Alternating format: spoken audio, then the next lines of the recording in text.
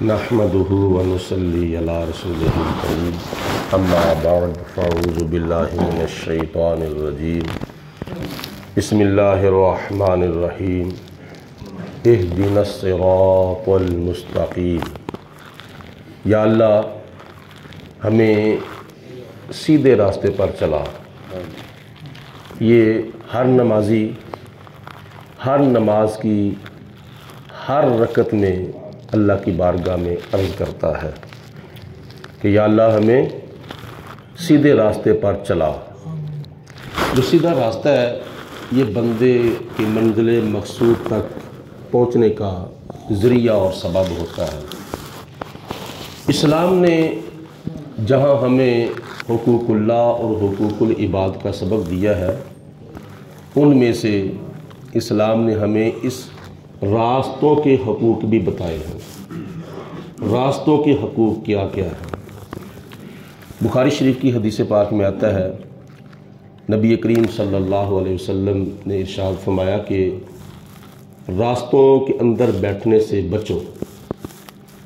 कुछ सहाबाए कराम ने हुजूर की बारगाह में अर्ज़ की, या रसूलल्लाह हमारी कुछ मजबूरियां हैं कि हमें रास्तों के अंदर बैठना पड़ता है, क्योंकि उस वक़्त कोई उनसे कौन सा जदीद दौर था।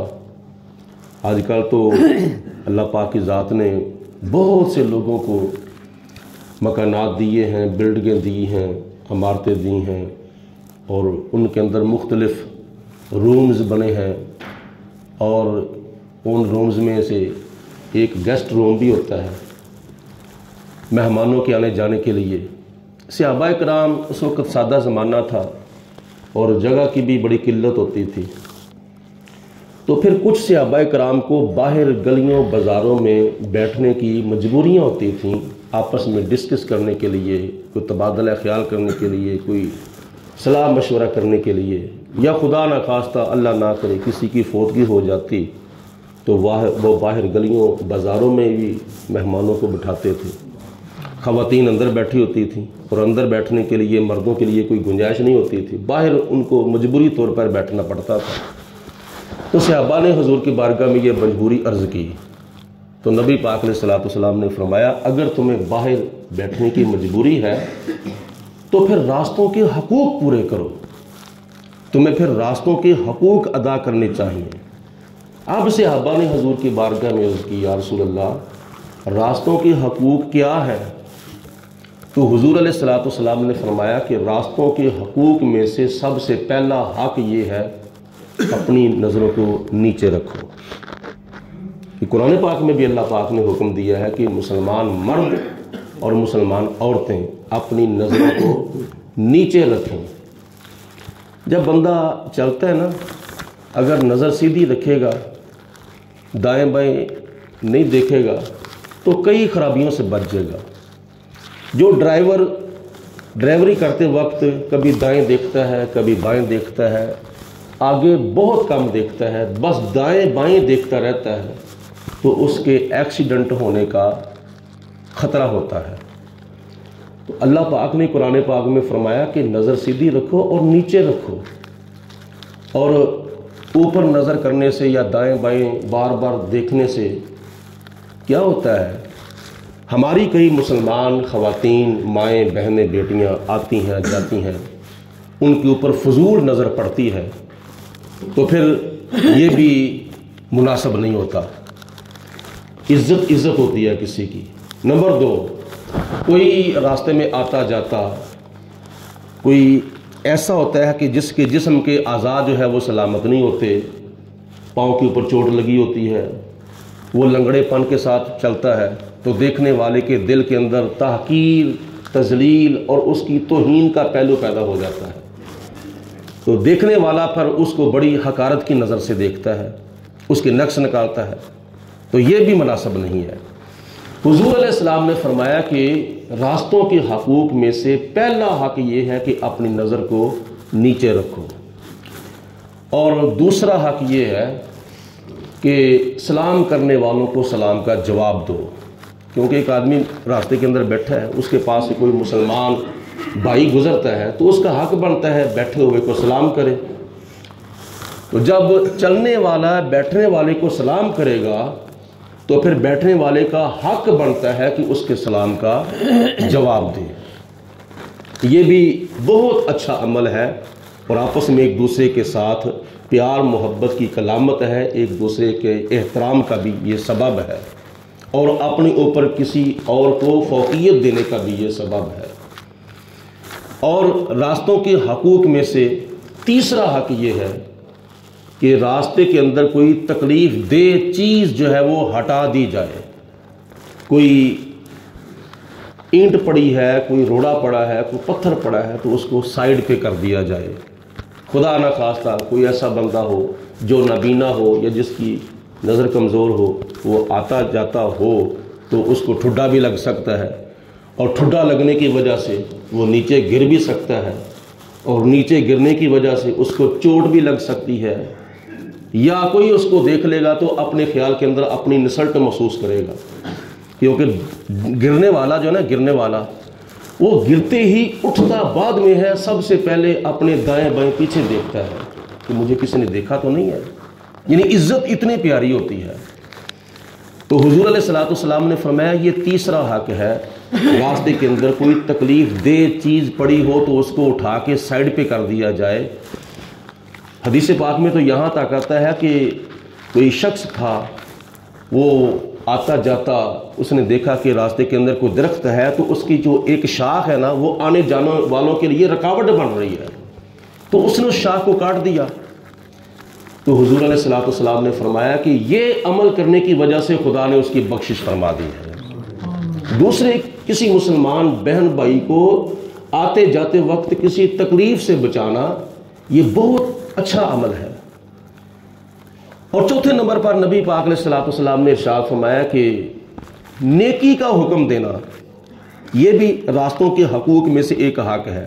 کوئی آتا ہو جاتا ہو تو اس کو نیکی کا حکم دینا، بھئی ایسا کرنا چاہیے، ایسا کرنا چاہیے، نماز پڑھنی چاہیے، تلاوت قرآن کرنی چاہیے، بڑوں کا ادب کرنا چاہیے۔ بیٹھنے والے کا حق بنتا ہے کہ آنے جانے والوں کو اگر گفتگو کرنے کا موقع مل گیا ہے تو اس کو سلام کرنے یا سلام کا جواب دینے کے بعد، حال چال پوچھنے کے بعد کچھ اس کو اللہ رسول کی بات بھی بتا دی جائے۔ جب کسی سے گفتگو کرنے کا موقع مل جائے تو لب پہ کملی والے کا فرمان ہونا چاہیے۔ حضور علیہ السلام کی حدیث کی ایک روایت بھی آپ کے پاس ہے تو دوسرے مسلمان بہن بھائی کو بتاؤ، قرآن پاک کی ایک آیت بھی تمہارے پاس ہے تو اس کا علم بھی اگلوں تک پہنچاؤ۔ اور پھر ایک حق یہ بھی ہے، راستے کے حقوق میں سے ایک حق یہ بھی ہے کہ کسی کو برائی سے منع کرنا، برائی سے منع کرنا۔ اگر کوئی کسی کو گالیاں نکال رہا ہے، کسی کو تنگ کر رہا ہے، کوئی اللہ رسول کے ناپسندیدہ اعمال میں سے کوئی عمل کر رہا ہے تو بیٹھنے والے کا حق بنتا ہے کہ اس کو منع کرے، بھائی یہ کام اللہ کو بھی پسند نہیں ہے، اللہ کے رسول کو بھی پسند نہیں ہے، تو اس سے باز آ جاؤ، توبہ کر، اسے اچھا کام کرنا چاہیے۔ اور پھر ایک اور حق سن لو آخر پہ، نبی کریم علیہ السلام نے ارشاد فرمایا کہ اگر کوئی بندہ راستے کے اندر آ جا رہا ہے، جس جگہ پہ اس کو جانا ہے وہ جگہ اس کو نہیں مل رہی، یا جس شخص سے اس کو ملنا ہے وہ شخص اس کو مل نہیں رہا، یا اس کا مکان نہیں مل رہا، اس کا گھر نہیں اس کو مل رہا، تو اگر راستے کے اندر بیٹھنے والوں میں سے کسی سے اس نے پوچھ لیا ہے کہ میں نے فلاں جگہ پہ جانا ہے، مجھے پتہ نہیں چل رہا، تو مجھے ایڈریس بتا دو، تو بیٹھنے والے کا حق بنتا ہے کہ اگر اس کے پاس علم ہے، اس کو پتہ ہے، تو اس کو وہ بتا دے۔ یعنی بھولے ہوئے کو راستہ دکھانا یہ بھی راستوں کے حقوق میں سے ایک حق ہے۔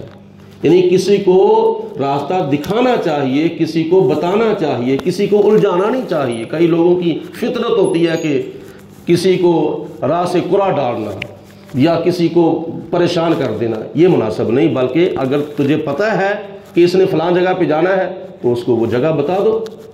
اور ایک اور بات سن لیں، جہاں راستوں میں سے کوئی تکلیف دہ چیز پیچھے ہٹانی ہے نا، وہاں ایک اور بات یاد رکھیں۔ راستے میں آتے جاتے نظر پڑتی ہے کہ یہ فلاں جگہ پہ کاغذ پڑا ہوا ہے، کوئی پیج پڑا ہوا ہے، اس کو دیکھ لو، اردو ہے یا انگلش ہے اوپر اس کی لکھی ہوئی، ممکن ہے اس کے اوپر کوئی تحریر لکھی ہو، اللہ کا نام لکھا ہو، اللہ کے رسول کا نام لکھا ہو، کسی آدمی کا نام لکھا ہو، کیونکہ تمہارے اندر کئی مسلمان بھائی ایسے ہیں ان کے نام نبیوں کے ناموں پر ہیں، ان کے نام صحابہ کے ناموں پر ہیں۔ کسی کا نام ہے محمد ابراہیم، کسی کا نام ہے محمد یوسف، کسی کا نام ہے محمد یونس، کسی کا نام ہے محمد اسماعیل، کسی کا نام ہے محمد یعقوب، کسی کا نام ہے محمد ایوب، کسی کا نام ہے محمد ادریس۔ یہ جو میں نے نام بتایا نا، یہ اللہ کے نبیوں کے ناموں میں سے کچھ نام ہیں۔ اور پھر اس کے علاوہ ہر نام کے ساتھ ہم نے یا محمد لگایا ہے، یا علی لگایا ہے، یا احمد لگایا ہے۔ یہ بھی نبی پاک علیہ الصلوۃ والسلام کے نام ہیں، تو ان کا ادب کرنا چاہیے، ان کا احترام کرنا چاہیے۔ ممکن ہے کہ اس پیج کے اوپر کسی کا نام لکھا ہو جو صحابہ کرام پہ نام پر نام ہو اور نبیوں کے ناموں پر نام ہو، تو اس کاغذ کو اٹھا کر کسی اونچے مقام پہ رکھ دینا یا مقدس اوراق کے اندر رکھ دینا، یہ بھی راستوں کے حقوق میں سے ایک حق ہے۔ اللہ پاک ہم سب کو عمل کرنے کی توفیق عطا فرمائے۔ وآخر دعوانا ان الحمدللہ رب العالمین۔ صلاۃ و سلام علیکم سیدی یا رسول اللہ وعلی آلک واصحابک یا سیدی یا حبیب اللہ۔ الصلاۃ والسلام علیک یا سیدی یا رسول اللہ وعلی آلک۔ اللہم صلی علی سیدنا و مولانا محمد معدن الجود والکرم وعلیہ واصحابہ وبارک وسلم۔ اللہم ربنا انزل علینا مائدۃ من السماء تکون لنا عیدا لأولنا و آخرنا و آیۃ منک وارزقنا وانت خیر الرازقین۔ یا اللہ، ہم تیرے گناہ گار بندے تیری بارگاہ میں حاضر ہیں، اپنے پیارے حبیب علیہ الصلوۃ والسلام کے وسیلہ اللہ سے اپنا فضل و کرم، رحمت برکتے ہم سب کے شامل حال فرما۔ یا اللہ، ہمارے صغیرہ و کبیرہ گناہ معاف فرما، ادا کی ہوئی نماز فجر کو اپنی بارگاہ میں قبول منظور فرما۔ جو کچھ ہم نے پڑھا پڑھایا، سیکھا سکھایا، سمجھا سمجھایا، یاد رکھنے کی، اس پر عمل کرنے کی توفیق عطا فرما۔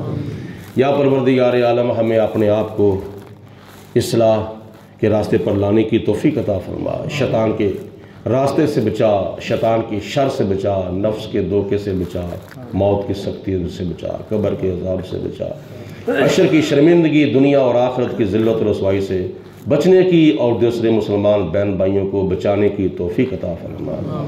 یا پروردگار عالم، ہمیں وہ اعمال کرنے کی توفیق دے جو تجھے بھی پسند ہیں اور تیرے محبوب کو بھی پسند ہیں، اور ان اعمال سے بچنے کی توفیق عطا فرما جو تجھے بھی ناپسند ہیں اور تیرے پیارے رسول علیہ السلام کو بھی ناپسند ہیں۔ ہمیں مرتے وقت کلمہ پڑھنا نصیب فرما۔